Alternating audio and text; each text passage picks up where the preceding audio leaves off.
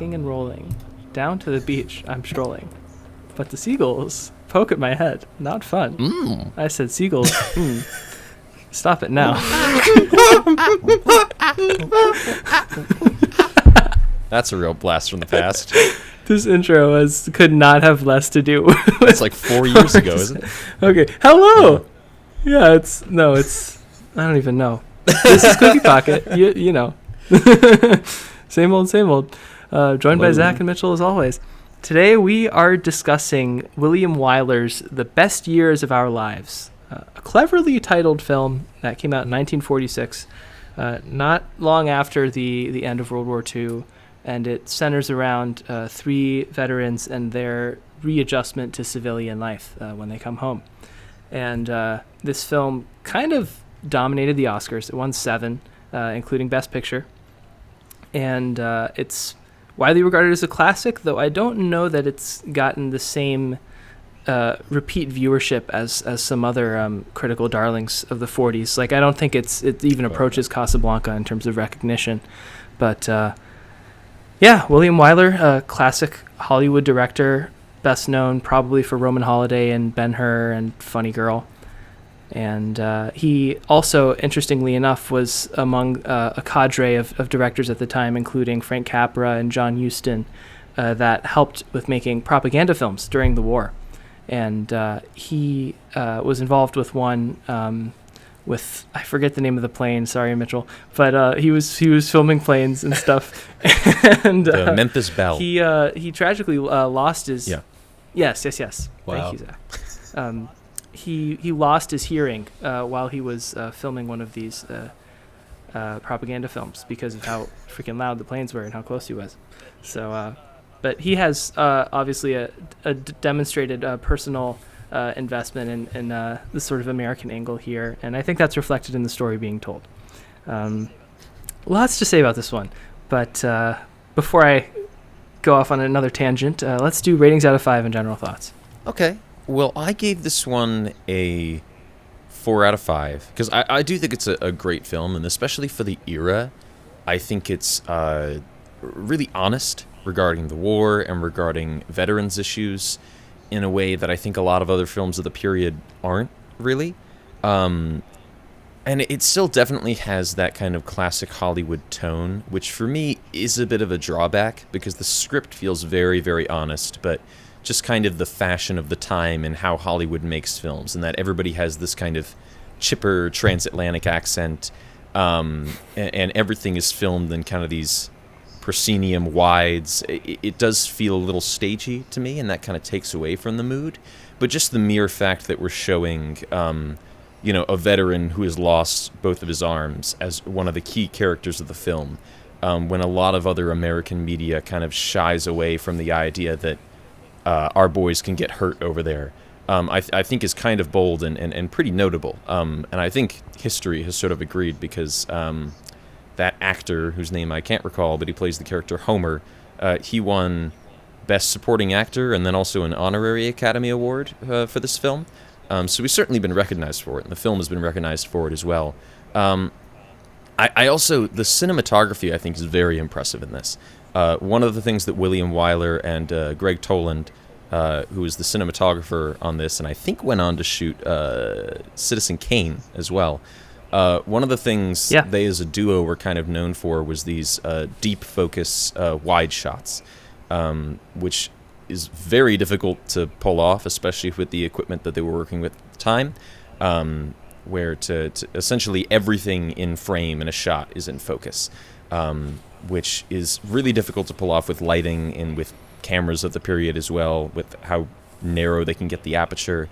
But it really adds to some of the scenes here. A scene that I think is a great example is in the drugstore where Derry works. There's a scene where he's interacting with Al's daughter, Teresa Wright's character.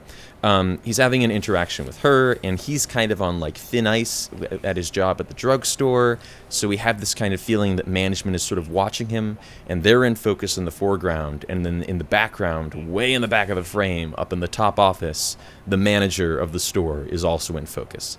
So you have that visual communication of kind of one lording over the other, all in one shot for a single scene. And it's not like he even gets up or does anything. It's just that visual communication really adds to the scene. And that, I think, is really impressive. So 4 out of 5, I think it is a great movie. Certainly has the drawbacks of the era and of the Hollywood code of the time, but additionally for the time, I do think it's pretty bold, too. Yeah, I was surprised because I looked into Harold Russell and everything, and I was like, I'm fairly certain that those are real prosthetics. Yeah. Like, I wasn't going to be, like, jump to conclusions or anything, but then I like looked into it, and I was surprised to find out that he was an Army engineer and that he lost his arms to a bomb that went off too early, basically. Oh. And I thought that was really interesting. Wow. Which makes sense because looking back at the scene, especially, that was probably the most emotional scene for me when he was like saying, "I can't button my shirt," and then Wilma was like, "I can button it for you," kind of thing. Yeah. That came across as like something about it made me think it was like referencing something in his actual life. And I think those scenes are a lot more impactful because of what you mentioned, Zach. And I pretty much agree on that drawback. Like, it's just the over-romanticism of certain things, especially with, like, the PTSD in the bed, like, saying things very comprehensively. Like, I don't know about you guys, but, like, 9 times out of 10, somebody's talking in their sleep, you have no idea what they're saying. Yeah. And you're like, Yeah. Like, I don't want to call out, I won't say his name, but one of my roommates, he was, like, saying, Ubisoft, in his dreams. And he said he had no idea why. Like, he doesn't play, I don't think he plays Ubisoft games or anything. He was just saying Ubisoft, and it made no sense. But going back on track, I gave this a 4.5 out of 5. It was I did not feel the runtime at all.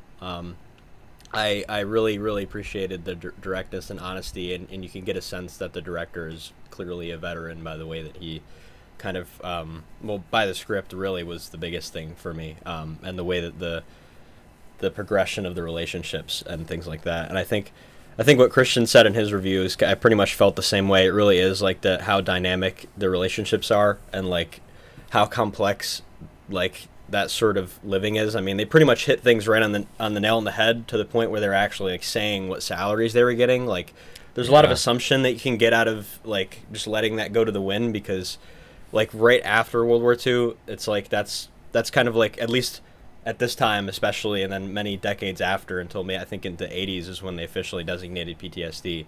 But like nobody ever thinks like cares at all. Like that propaganda machine really put that everyone in the certain like idea of what a veteran's supposed to be like, and that they're super well off, and that officers come from really well off families. That's kind of always been the American tradition, that they're really like they're from a family that can support them into going into college and then being able to go and make even more money as officers.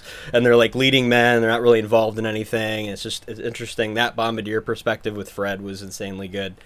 I guess Al was kind of like the most representative of the average guy because he was infantry, and I thought it was interesting to have a Pacific perspective for him, because generally you don't really get an Army perspective of the Pacific because a lot of it was the Marines. So he had the 25th Infantry patch, which is Tropic Lightning, and they were deployed in the Philippines and Guadalcanal. So they were like doing a lot of the stuff the Marines were doing. So it's just all three of them, and obviously him losing his arms, he didn't really go into the depth of it, and he was joking about it a lot. And me meeting a lot of veterans, like that's always how they are with that kind of thing. They're always joking about it and making light of it and defending their service and things like that. And I just thought that with now I was thinking of his Harold now.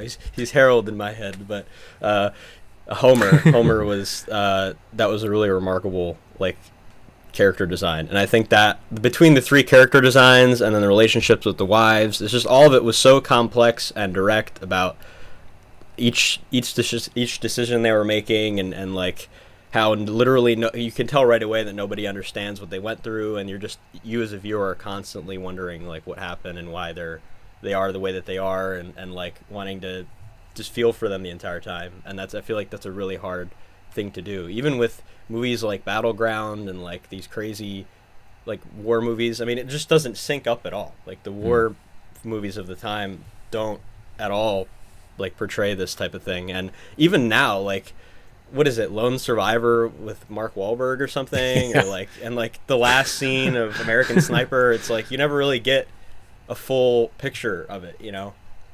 And I think this is like one of the best formats, I feel like, at this time to like portray that for people and like get people thinking about it. So it really left an impact on me. Yes. I was pretty excited to be the one to push you to watch it. Feel good about yourself, Christian. I am, and I do. There's a lot of agreement going around this table, this internet table. I also landed on a 4.5, and was similarly affected by this. And I think, Zach, your criticisms are fair. I thought of all the things to think of while watching this movie. I thought of Brad Pitt in Babylon, in Damien Chazelle's Babylon, when he's in the theater watching towards the end of his character's like relevance in Hollywood career, and he's watching his character do this love scene, and he does like the "honey, I love you" delivery, or you know, a very like cardboardy approach, and the audience laughs at him, and he's kind of like confused and doesn't really understand why it doesn't work. And that scene to me is not about him being a hack. It's about his method of performance or entertainment. He has stuck with that and aged out of Hollywood because Hollywood has moved past him and moved past that. Because I mean, if that scene was shown like whatever 10 years ago, maybe it would have played fine. On a literal level, there's some like emotional crux moments where it's just like a little bit stiff, like you said, Zach, and it prevents it from truly ascending to like a 5 out of 5 masterpiece to me. But there's still just so much going on here that's super affecting. And then in a more figurative sense, you see a similar like difference in communication and understanding when the soldiers come home. I think I expected. I'm often watching like romantic comedies or dramas or whatever, so I vaguely expected to be more drawn into that. But I think the most affecting section of this film is the first hour or so when they first come home, and there's not much of a plot that's taken root yet, other than these three guys are kind of friendly with one another, and they all go home, and like they're sharing the car, the taxi or whatever, and they get to Harold's house, and he's like, well, why don't we all go get a drink, or this like almost Stockholm syndrome of like not wanting to go back because you can't. And it's just one of the most like painful and human things you can depict, and I think the setting of post World War II is just enhances that. So there's a few different like pieces of this. There's like the first hour I'm referencing where they're just reacclimating to their settings. What's his name? Stevenson, Al Stevenson is back with his family, and Fred is sort of looking for his wife, but he's in a drastically different situation than Al. Al's been married 20 years. Fred said he was married for 20 days before he left, and Homer said he was going to marry his girlfriend in correspondence, but he's kind of dealing with stuff. So, and then eventually we get kind of crossing plot lines with Al and Fred, and Homer's thing is kind of off to the side for a little while. So how do these pieces play for you guys? Do you feel like putting Homer aside from the sort of eventually central conflict of Fred and Al, do you think that was a disservice to his character? And what do you make of each of these characters and their role within these changing relationships? It's a little odd because I think that Homer is the one I consistently wanted to see more of, but I do think that it was smart of the film to kind of make his plot almost like a side plot, because he's played by a non-actor, so you can't necessarily lean on him too much. And I do think, and this is also just kind of the effect of the decades since this film came out, his plot is, I think, maybe the most cliched in regard to, like, soldier comes home. Very early while watching this film, I thought of the film Brothers, starring Tobey Maguire. Oh, no. There's a really sharp contrast between how this film deals with the idea of veterans coming home and how that film does. Of course, that film is also dealing with a different war, but I do think they're comparable in that in Brothers, there's a very well-known scene where Tobey Maguire, he's come home from, I think, the Iraq War, and one night he just freaks out and he destroys his family's kitchen and then walks outside and he's screaming with the police. And it's this very kind of violent, like, howl of pain representation of kind of the scars of war and what that conflict has done to him. As compared to this film, where I think perhaps more realistically, even though I can't speak to that from personal experience, the kind of trauma in this film is a lot more subtle, but also I think a lot more kind of disturbing because of its subtlety, where they come home and there's just this feeling that something, like, isn't right, and that, you know, when they got home it was meant to be great because they were home and things could go back to normal again, but there's just something's just off and it's just not the way that it was meant to be. I think one of the best scenes for that is when Al comes home and he's having this conversation with his son about, like, nuclear war and atomic energy. And he's just, like, totally spaced out and has no idea how to interact with this kid who was, I mean, the actor is significantly older than the character's meant to be, I think. But I think we're meant to have the idea that this kid was, like, 10 when he left. And now suddenly there's this totally different, like, young man in front of him he has no idea how to speak to.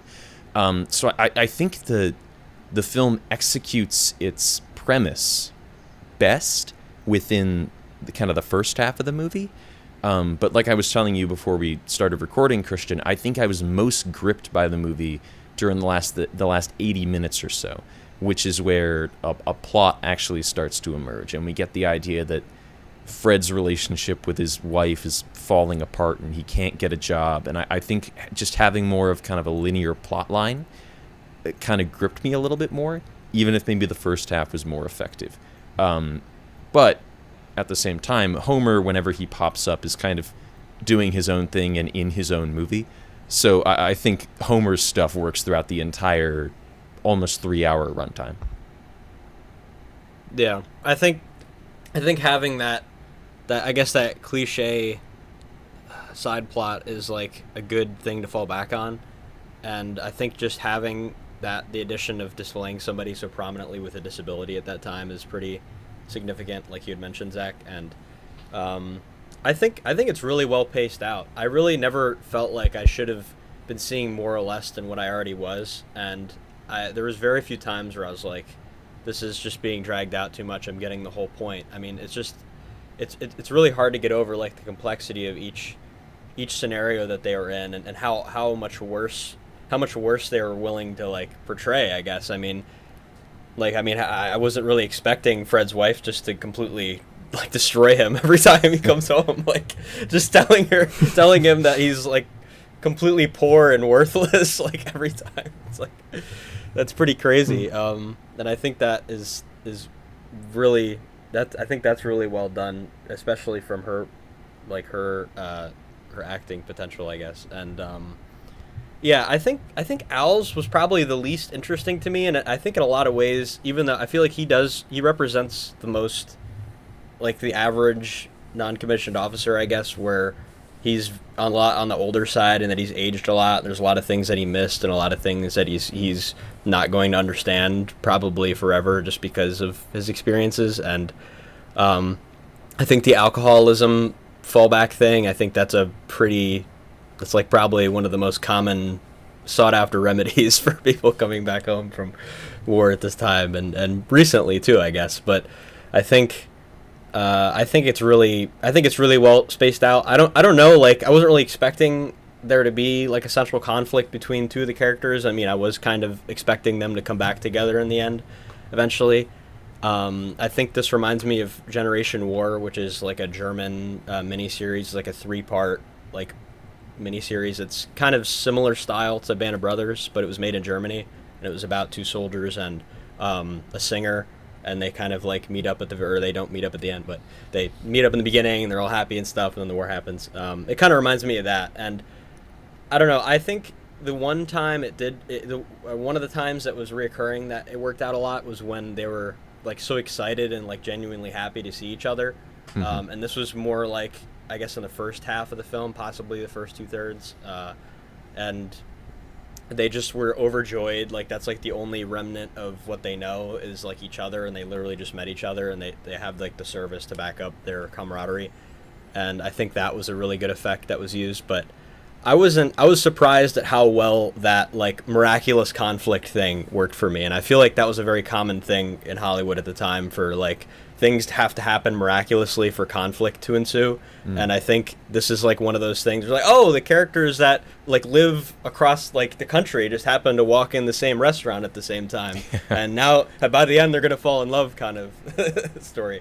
But I think it was so subtle here, and there was so many other things going on in terms of the like coming to terms with the trauma and everything. I think all of that was like far outweighed any like impact of that miraculous thing where they just, you know, happen to be in the same town. And not to mention, there is a logical explanation, the fact that they're on the same flight and everything. And they're in like a fairly small town. So I think it really worked well. And I think I have to say Herald Supremacy on which one is my favorite. Just because of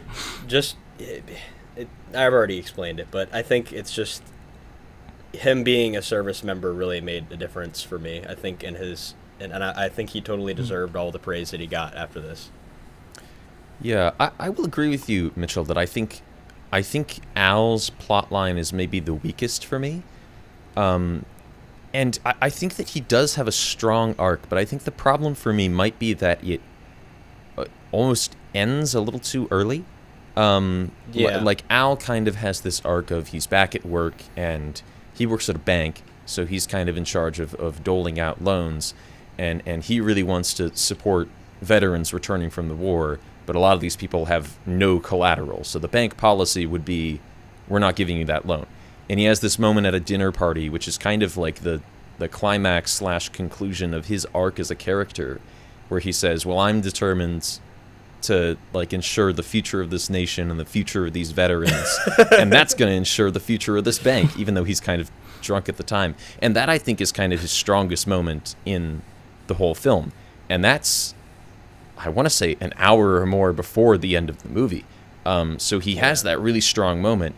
And then throughout the rest of the film, he essentially is just there as Teresa Wright's stern father who's there to get in the way of the romance between her and Fred, which to me felt like a bit of a disservice to his character. So I think they all had strong arcs, but maybe the issue for me is that they aren't synchronized in a way that fully supports each of them to leave them at their strongest by the end of the film.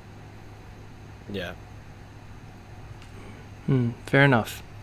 I think the way that these relationship dynamics are sort of communicated to the viewer are so impressive even from the outset. And something that I zoned in on is the difference between when Al gives his son the sword and the a Japanese flag, I think.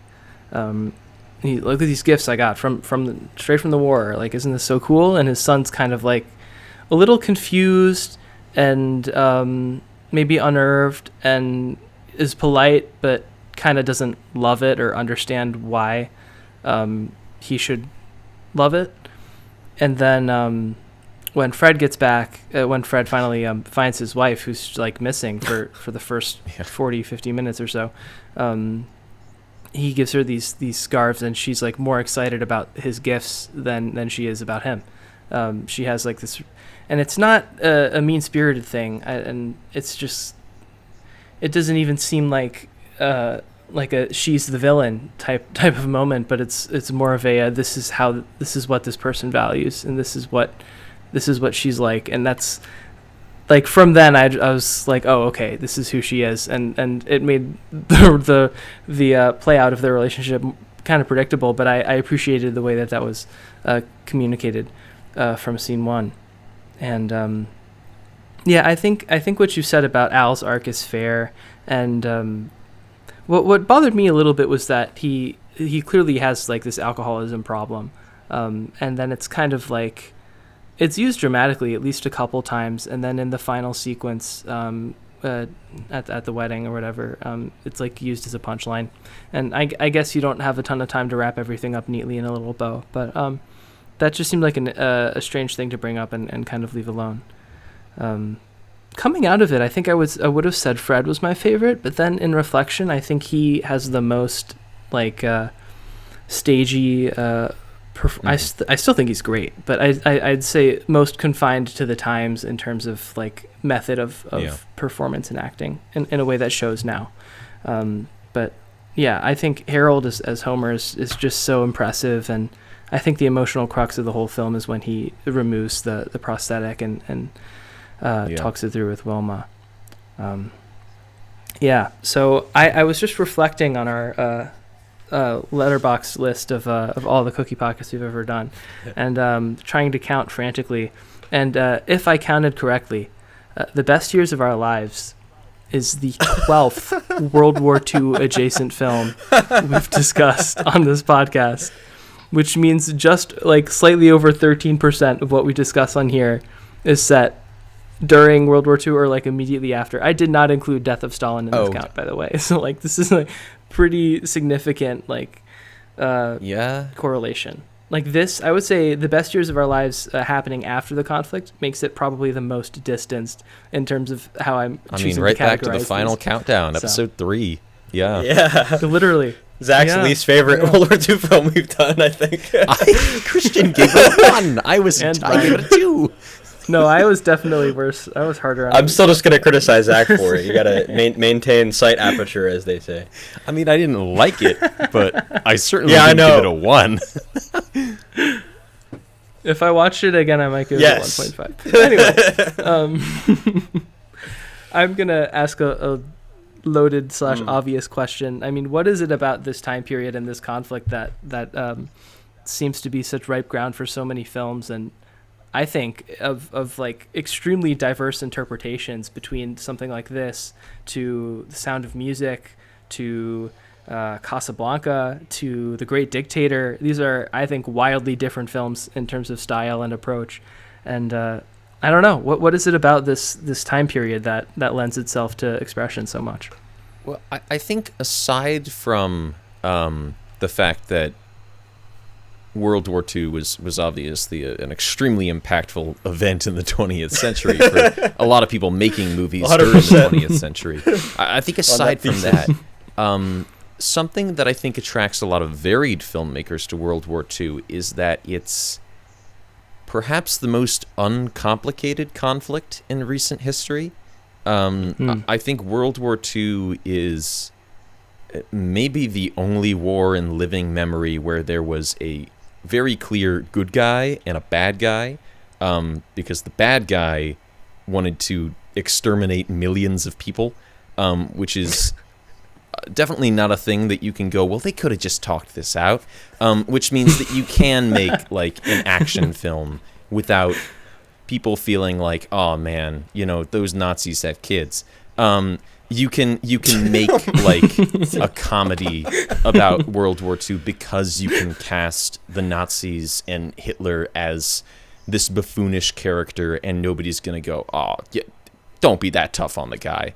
It's easy, I think, to simplify the conflict, but at the same time, like with every other war, you can also go into the details and address it in a much more serious way. So I think there's a lot more leeway with it than there is with other conflicts like the Vietnam War or the Korean War or the Iraq War, where the reasons that people got involved and the motivations of each side are a lot muddier and a lot more open to interpretation than I think is the case with World War II. Yep. I agree with everything Zach said. I endorse it.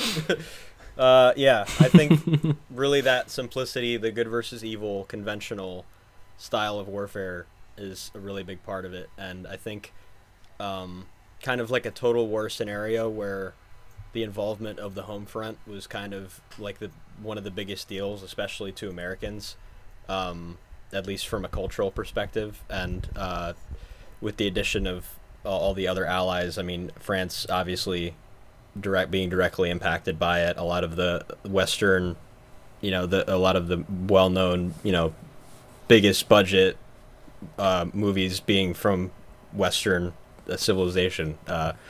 England being directly impacted by it, and just like for all of the Western allies, it was an entirely home front involved thing where basically everyone who is at all a part of society in any way that wasn't completely remote was somehow involved in the conflict one way or another, contributing one way or another. And I think the good versus evil aspect of it kind of helps with having romanticism and being able to have a certain passion about it. And then especially for Americans having like a very, involved patriotism where everyone can comfortably say they're very much in support of the American war effort, which you literally can't say pretty much for any war after World War II. You can never really say that ever again. And I think it really is. It was like our last war where it was like a real world conflict where it really was directly involving like hundreds of countries. And because of the time period and the technology, it wasn't early enough where it felt like, yeah, they were involved, but like only for like a day, or like, they sent a couple troops by boat or something. Now it's like communications becoming extremely advanced for the time, and there's obviously mechanization is a huge deal, and that pretty much involves anybody who ever worked in a factory. It involves somebody. Same thing for the Axis powers also. Japan's culture today is literally a direct result of the end of World War II. Germany, obviously that. Yeah. I don't even want to get it. It's just that's forever. But I'm just saying that it's the last real conventional, fully involved world conflict, essentially. And I think that's what makes it such, like, having so many varied genres out of it, and why it's such a huge deal. And it's a lot less American or Soviet / Russian centric, and it can involve anybody really in Europe and in North America and Asia. It's ripe for everything. I mean, I don't know what else to say. I think just looking at Apocalypse Now versus The Longest Day, I feel like you get a pretty good idea of like the things that people cared about. It's the cultural difference is like astronomical. Yeah. Well said, guys. This is so good. I don't think I have anything to add to that. No, really, I don't. I guess I just think it's amazing that it's that way across so many genres. I mean, I think I don't know. It's nice to know that human expression can be so varied and still sincere and valuable. Yeah, gosh, I don't know. I don't know what else specifically I want to say, but do we have any closing thoughts about this? How widely would you recommend this, I guess? Because we've said it's old and mannered, and 171 minutes long is nothing to sneeze at. But final thoughts, and would you recommend it? I think you have to be into film, if I'm totally honest. I think you either have to be a film scholar or perhaps a military scholar to really, I think, enjoy this film or get anything out of this film. I can't really think of anybody outside of people I know from film school that I would actively recommend this film to, which I don't think is doing the film a disservice. That's the case for a lot of films that I like, and a lot of very good films. I think that some films just kind of are absolutely of their time and only play within certain groups. In terms of other final thoughts, I don't really have anything else on the film. I did want to mention, though, for our friend Harold, this is a man, I think, who perhaps rivals the flippancy towards the Academy Awards that George C. Scott notoriously had. Back in our second episode, I discussed how George C. Scott was actually he won an Academy Award, I think, for Patton, and refused it because he said the Academy Awards were a goddamn meat parade that he didn't want to have any part in. Harold received 2 Academy Awards, and in the 90s he pawned one of them, which I think is, and he got some backlash for that. But you know what? Let Harold pay his medical bills. Let Harold pawn his Oscar. And he kept the honorary one, which was associated with representing veterans, which I think represents what was really important to him about being in the film in the first place. So, bravo, Harold. We were all rooting for you. Yeah, Hell right yeah. on. I think I agree. I don't know how widely I would recommend this. I think Casablanca is a film I think everybody should at least try, and I think if you know somebody that watched and really, really liked Casablanca, maybe push them a little harder with this. I think stylistically this is a harder one to get into at times. But the runtime is less of a problem to me. I think it's really brisk. It didn't feel like any of it was padded. I don't know if there's anything I could say I would cut. Yeah, the best years of our lives. What a clever title too, because that's said by Fred's wife as she's leaving him, and you realize how arbitrary these like timelines are, and so much to take in. Wow. Yeah, I think it's. I would third that. I have to agree. I think I know a number of people I would recommend this to, and I don't think anybody from college times that they would probably be able to deal with it. But I think RKO Productions, if that's your favorite production company, then maybe. But I think besides the cliches and stuff that we mentioned and the very like.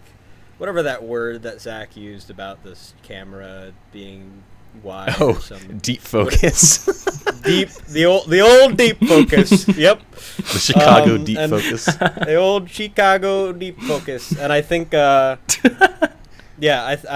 think the topics that are addressed are extremely ahead of their time. And I think it's very important that, I think it was very important that they were addressed by a director that was a veteran too, and I think that there's a lot that can be learned from it, but I do agree with what Zach said about you have to have some sort of baseline. Like I feel like this is a scenario where the more that you know about either filmmaking and or like military history, I feel like the more enjoyable it's going to be for you, definitely.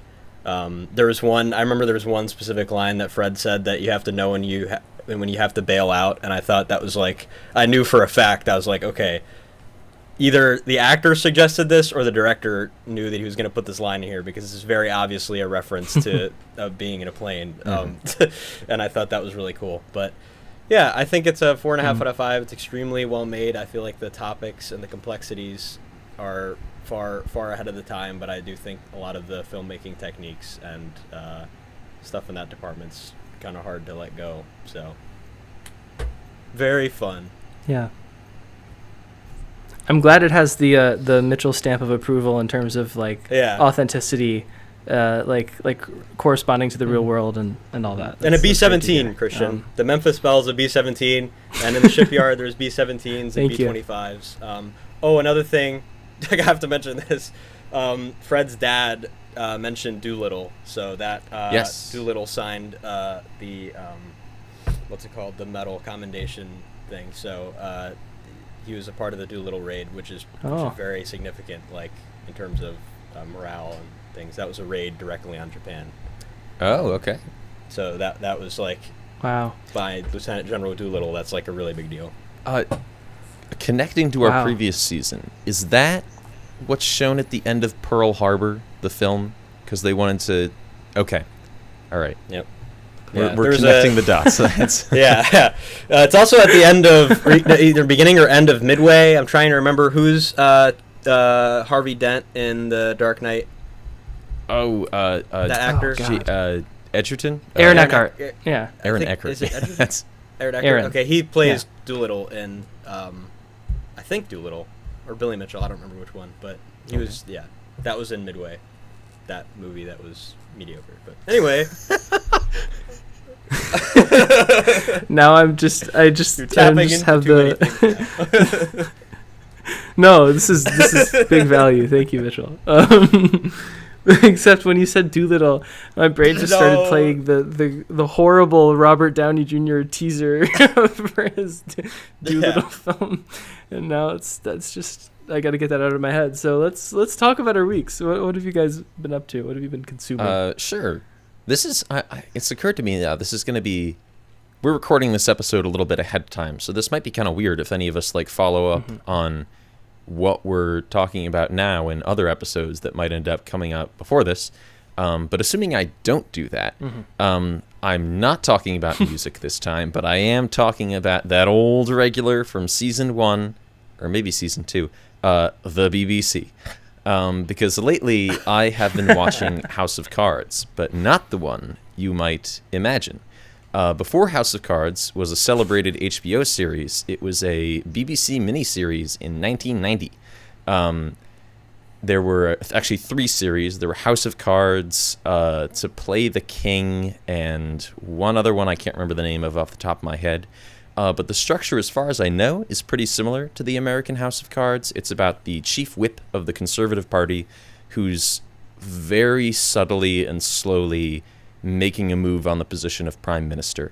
And I just watched episode 3 of the first series, House of Cards. It's an interesting series to watch because there's kind of 2 different sort of standards for the BBC. In the 20th century, the big standard for the BBC is that they make studio-bound dramas. So everything is like 3 camera, shot in 4x3, very limited sets, and very kind of typically flatly lit. And then after 2000, when you get kind of into the 21st century, the standard starts to become that things are shot a lot more like documentaries. So 1 camera, a lot more handheld. A lot of the time things are underlit and the sets are very dark, and there's a push for like realism in the performances and the conflict. And House of Cards is this weird kind of halfway point between the 2. Because a lot of it is clearly shot in studio, but at the same time, there's stuff that's shot out on the streets in actual political locations. They've shoot some stuff in front of actual Downing Street, and it's meant to look like actual press conferences.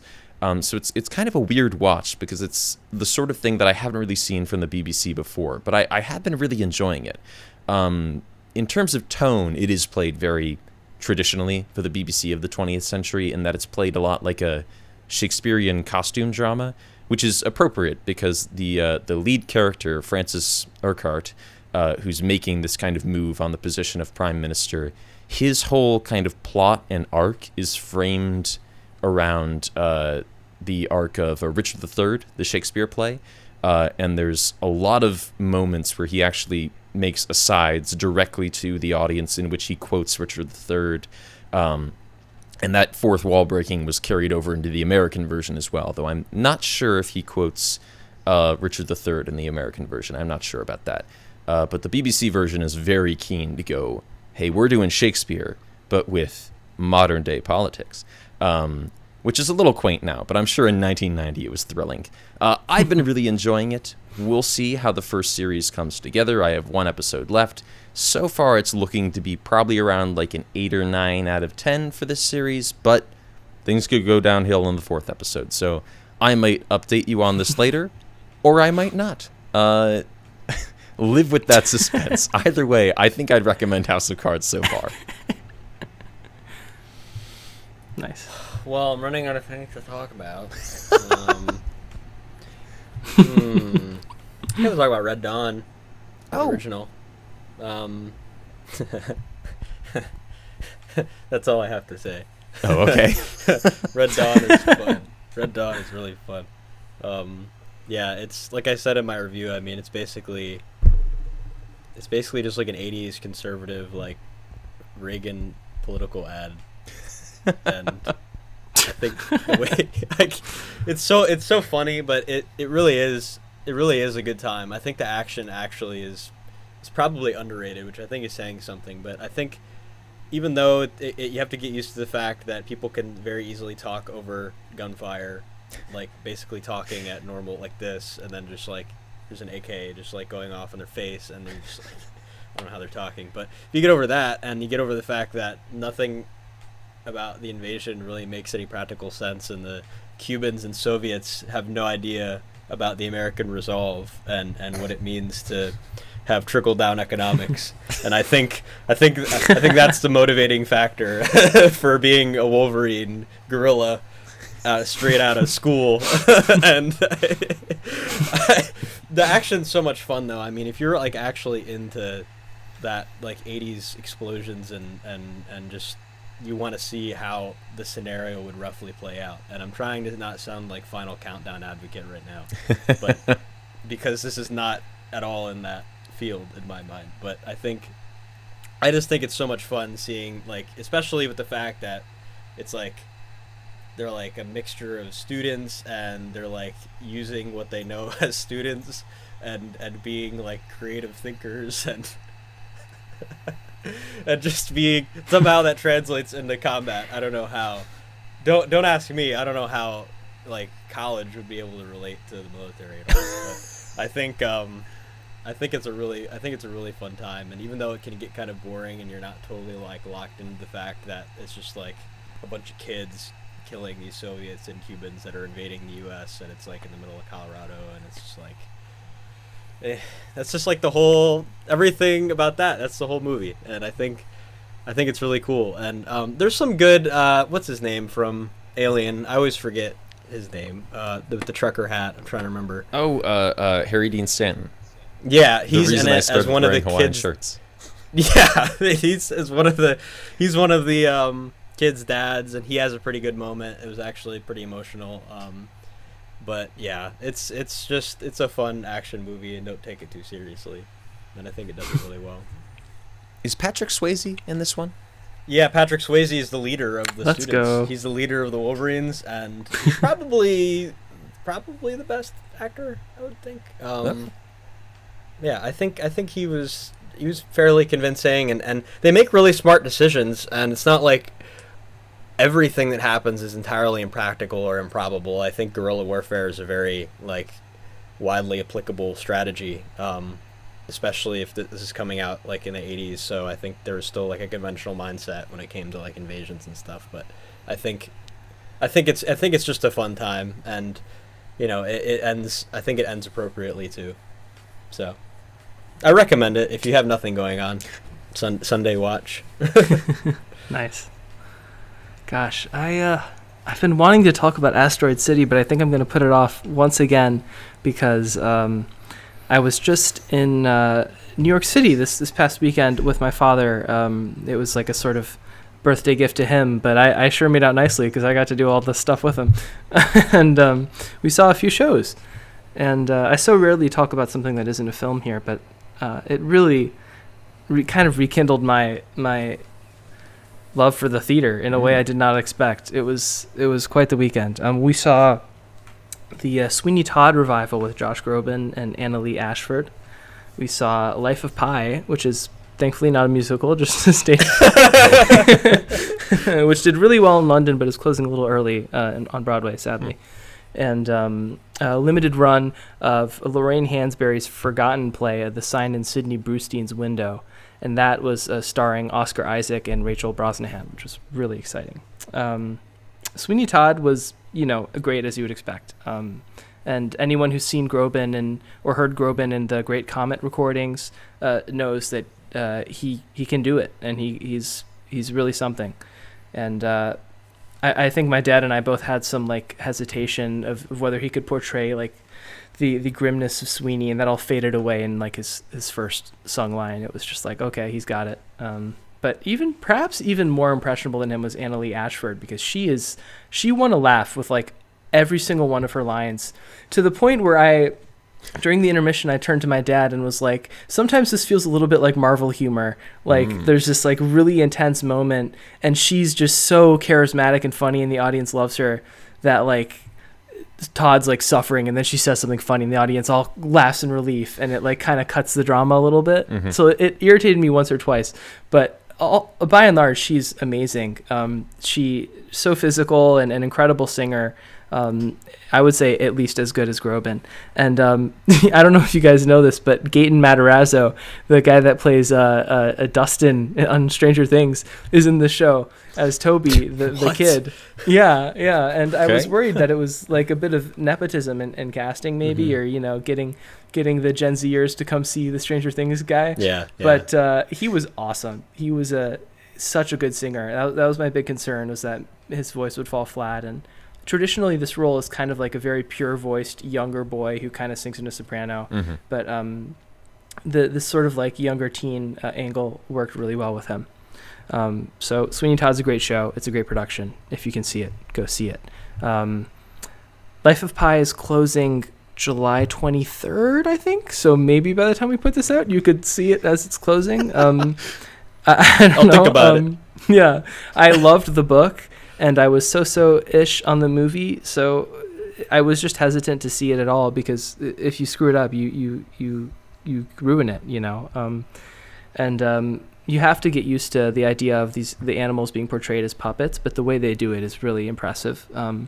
There are obviously visible people controlling the puppets, sort of like in like a Lion King show, but the sound effects are spectacular, and it's impossible to wipe the humans from your field of vision, but if you just focus on the way the animal moves, it is astonishing the way that they articulate like every little mannerism each animal has, and distinguishing between the tiger and the orangutan and the hyena it's really something.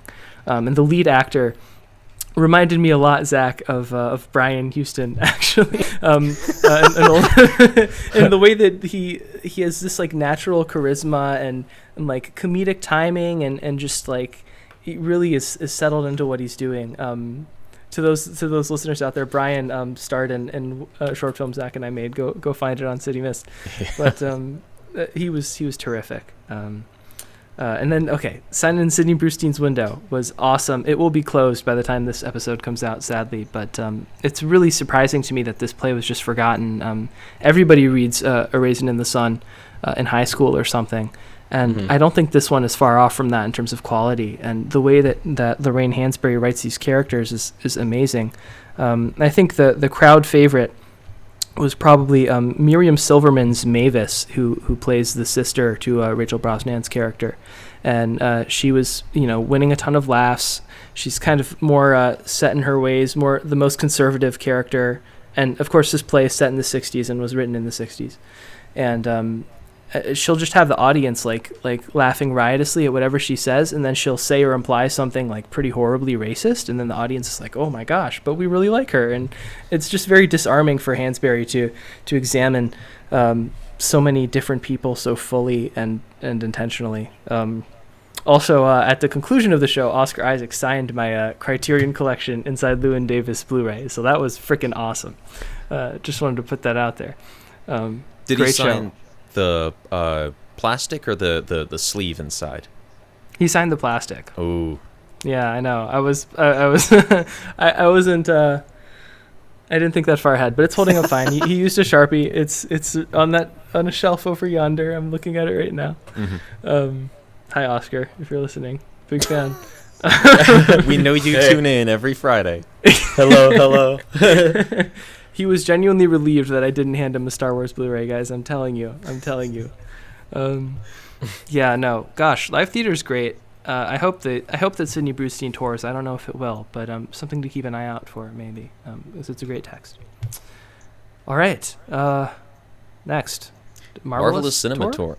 Yeah. But yeah, weird to see Christian go full theater geek for a few minutes. That hasn't happened since like high school. I know, it's been a long time. All right, Marvelous Cinema Tour. Nerd. This is definitely going to be weird because I'm talking about Thor: Love and Thunder, but the order these episodes are coming out in, you're going to hear this after I talk about probably Wakanda Forever and maybe even a later film. I'm not positive. But Thor: Love and Thunder. I had already seen this film. I saw it in the cinema when it came out. So this was a rewatch for me. And it's harmless. I don't think it's very good, and I don't think it's particularly funny. And the soundtrack, I think, despite them being good songs, is pretty obvious. I compared the Megamind soundtrack to this soundtrack, and I hold fast to that comparison. I think all these song choices are pretty obvious and kind of the first thing that appeared on Taika Waititi's not Letterboxd, Spotify weekly playlist. He just went, oh, top shelf. I mentioned in my Letterboxd review, I feel like the Thor movies especially keep skipping around things that would be very interesting to see from Thor. And I think that's very much notable with Love and Thunder. I would really have loved to see a film in which Thor travels with the Guardians of the Galaxy, in which he has a rivalry with Star-Lord now, where they're both kind of fighting over leadership of this team. Heck, I'd like a film in which the main conflict is that Thor is trying to lose the weight he gained between Infinity War and Endgame. And he needs help from Howard the Duck. He needs help from Howard the Duck. Famed weight loss guru, Howard the Duck. Just something different other than Thor is a muscle man again, and he goes on adventure. The fact that this movie says like 3 or 4 times, another classic Thor adventure. It's meant to be a joke, but I don't think it's a joke. It's true. It's just another Thor adventure, and he's there, and he throws his hammer around, and he tells a few jokes. But by this point, I think the shtick is really getting sort of tired. The highlight is Christian Bale. Admittedly, Christian Bale does do a lot with this role, and he's a lot of fun. And the biggest laugh that I got from the whole movie, even though there's a ton of jokes, is when he's talking to the kids in the big bone wagon that he has them in, and he kills the snake and then just throws it in one of their laps. That was the biggest laugh I had for the whole movie. It was the case in the theater. It was the case on a rewatch. And he's clearly trying, but there's not really very much for him to work with here. I think maybe he probably has the best sequence in the film, which is probably the first sequence in the film. I think the most successful sequence in the whole film is Christian Bale walking in the desert with his daughter. His daughter dies. He appeals to his god, and he ends up killing his god when his god says, "No, I'm not going to help you." Because as with all of the best pre-credits or pre-title sequences in films, that functions really well just as its own little short film with its own tone and its own plot. And in a lot of ways, I think it's better than the film that proceeds afterward. So yeah, 2 out of 5. I really hope in the next Thor film they actually continue to investigate Thor traveling the universe with his foster space niece, and saving peoples with her, but I doubt that they will, because the trend at this point is we just skip over things that have happened in Thor's life so we can get back to the status quo. So that's a hope. We'll see if it happens or not. Chris Hemsworth seems to be getting a little bit tired of playing Thor, if I'm totally honest. He had an interview relatively recently at the time that we're recording this where he seemed genuinely quite bummed out about the fact that Quentin Tarantino and Martin Scorsese do not like Marvel films, and not in like a frustrated, well, their art way, but in like a, oh shoot, I really wanted to work with those guys way, which makes me feel kind of bad for him. Yeah. So yeah, we'll see if they even make another one of these. But next up in the Marvelous Cinema Tour, I think it'll be Black Panther, Wakanda Forever. Black Now, Panther. if you've been following this Marvelous Cinema Tour, I think you should be aware of the fact that I didn't really like the first Black Panther film. I never really liked it, even when I first saw it back when it was a big deal in 2018, I think is when that movie came out. So we'll see what I think of Black Panther Wakanda Forever. What I will say at the very least is I think the film had a cracking trailer. Genuinely, throughout most of Phase 4, I was like, skip, pass. The trailer for Wakanda Forever at least had me like, oh, okay, that looks better than the first one. And I put a lot of that down to the choice to combine Bob Marley segueing into a Kendrick Lamar track. If nothing else, Marvel still has a very good music supervision department. They know how to get the tracks that are going to be, they're going to be provocative. They're going to get the people going. So yeah, Black Panther Wakanda Forever will be next. Tune in next time, or maybe tune in last time if you'd like to hear my thoughts on that film.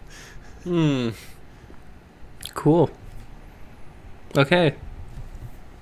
Better get to running, Christian. I'm ready. Get away. Get out of Boone City now. Okay, are you going first on this one, Mitchell? Yeah, I'll go first. Okie doke.